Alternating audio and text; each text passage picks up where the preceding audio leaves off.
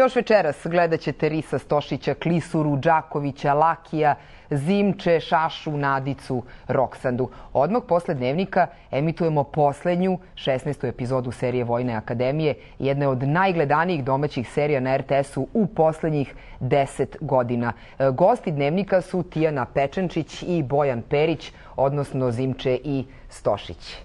Svake subote gledalo vas je 2 miliona gledalaca, to je trećina Srbije.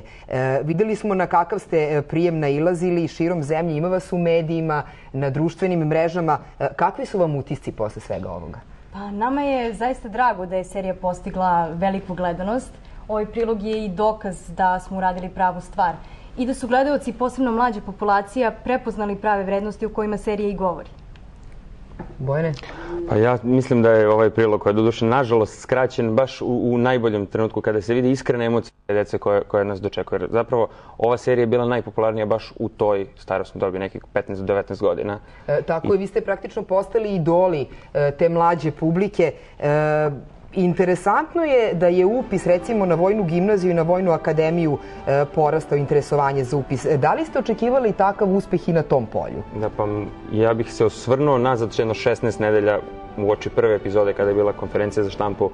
Ja sam tada rekao da želim da verujem u dve stvari, a to je da serija donosi jednu novu generaciju mladih glumaca, da sam želeo da verujem u to i mislim da je odziv publike koji smo dobili, koji se sad vidi u ovim kadrovima, očigledno je tako. Očigledno podržava to. A sa druge strane, ova priča je ispričana i ja moram da se zahvalim našem producentu Neletu Gareću koji je to prepoznao.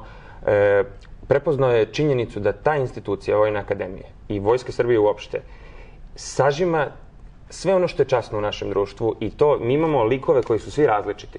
Imamo 10 različitih likova iz različitih socijalnih staleža koji su pod tim krovom svi jednaki i to je nešto što je publika prepoznala i meni je jako drago što je ova serija imala ovakvu gledanost i nadam se da će svi biti zadovoljni nastavkom koji bi trebalo da usledi. Očigledno. Dakle, kad je serija dobra, ona očigledno ima i nastavak. Da li ćemo i kada gledati nastavak? U produkcijskoj kući Mira pripreme za snimanje novog serijala su u toku, tako da gledaoci će moći emitovanje da očekuju sledeće godine. Ono što bih ja samo želeo da iskoristim priliku da se zahvalim svim gledaocima koji su podržali ovu seriju, koji su nas pratili 16 nedelja, da najavim 16. epizodu koja će trajati 64 minuta u odnosu na nekih 45 kako obično traju.